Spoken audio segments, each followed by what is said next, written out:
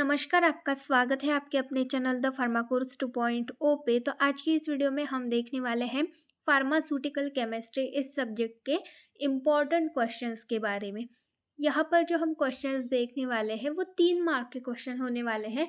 3 mark के लिए ज़्यादातर जो क्वेश्चन पूछे जाते हैं, जो क्वेश्चन बार बार पेपर में आते हैं, ऐसे क्वेश्चन हम आज के इस वीडियो में देखने वाले हैं।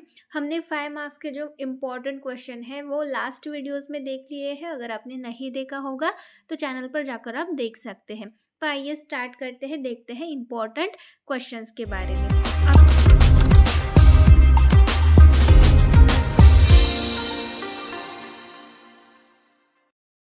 आपका सबसे पहला क्वेश्चन है, discuss any 3 source of impurities. तो यहाँ पर आपको कोई भी 3 सोर्स, इम्प्यूरिटीज के कोई भी 3 सोर्स जो है वो डिस्कस करने हैं। इम्प्यूरिटी से रिलेटेड क्वेश्चन 3 मार्क के लिए भी पूछ सकता है या फिर 5 मार्क्स के लिए भी पूछ सकता है।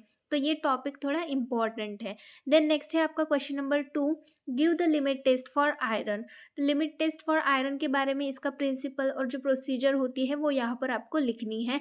लिमिट टेस्ट फॉर आयरन हो गया, हैवी मेटल्स हो गया, या फिर आपका सल्फर हो गया, सल्फेट हो गया, उसकी लिमिट टेस्ट ज़्यादातर पूछी जाती है। यहाँ पर आपको आयरन की लिमिट टेस्ट लिखनी है। देन नेक्स्ट है question number 3, discuss limit test for heavy metals. Heavy metals, इससे रिलेटेड भी क्वेश्चन बनता है, इसकी लिमिट टेस्ट ज़्यादातर पेपर में आती है।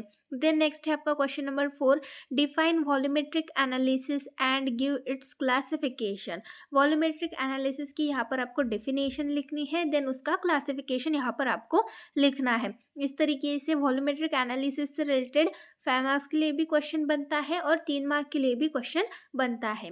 देन नेक्स्ट है आपका question number 5, define redox reaction and discuss redox titration. आपको रेडॉक्स रिएक्शन की डेफिनेशन लिखनी है, उसके बाद जो रेडॉक्स टाइट्रेशन है उसको डिस्कस करना है। उस टाइट्रेशन में जो भी रिएक्शन आती है, जो भी प्रोसीजर आती है, वो सारी यहाँ पर आपको लिखनी है। देन नेक्स्ट है आपका question number 6, define haematinics, give any 2 brand name of ferrous sulphate and ferrous fumarate. यहाँ पर आपको सबसे पहले हिमैटिनिक्स की डेफिनेशन लिखनी है, उसके बाद जो फेरस सल्फेट और फेरस फ्यूमरेट है उसके कोई भी 2 नाम, 2 ब्रांड नेम यहाँ पर आपको लिखने हैं। देन नेक्स्ट है आपका question number 7, give any 2 name of bleaching powder and give the uses, brand name, storage condition of bleaching powder।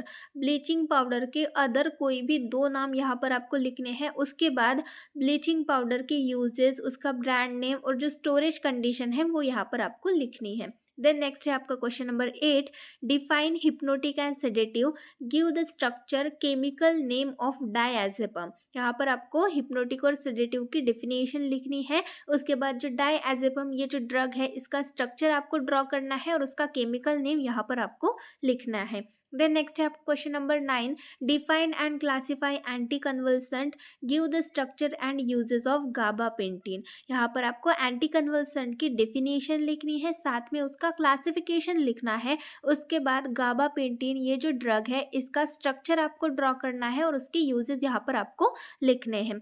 Then next है आपका question number 10, give structure, chemical name, uses, brand name of dopamine. Dopamine ये important drug है, यहाँ पर आपको उसका structure draw करना है, उसका केमिकल नेम लिखना है, उसके यूजेस और ब्रांड नेम यहाँ पर आपको लिखने हैं। देन नेक्स्ट है आपका question number 11, define and classify anti hypertensive drugs, give the structure of captopril.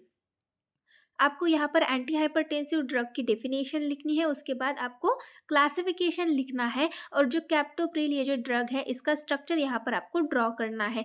Anti hypertensive drug से रिलेटेड 5 मार्क्स का क्वेश्चन भी बनता है।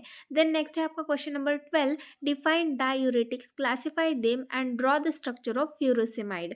डायूरेटिक्स से रिलेटेड 5 मार्क्स का क्वेश्चन नहीं बनता, यहाँ पर 3 मार्क का ही क्वेश्चन बनता है। इसकी डेफिनेशन और क्लासिफिकेशन ज़्यादातर पूछी जाती है और यहाँ पर आपको डेफिनेशन, क्लासिफिकेशन लिखना है डायूरेटिक्स का, उसके बाद जो फ्यूरोसेमाइड ये ड्रग है, इसका स्ट्रक्चर यहाँ पर आपको ड्रॉ करना है। देन नेक्स्ट है question number 13, define diabetes mellitus, discuss about insulin and it's preparation. यहाँ पर आपको डायबिटीज मिलाइटस की डेफिनेशन लिखनी है, उसके बाद जो इंसुलिन और उसके जो प्रिपरेशंस है उसके रिलेटेड यहाँ पर आपको इंफॉर्मेशन लिखनी है, उसके रिलेटेड यहाँ पर आपको डिस्कस करना है।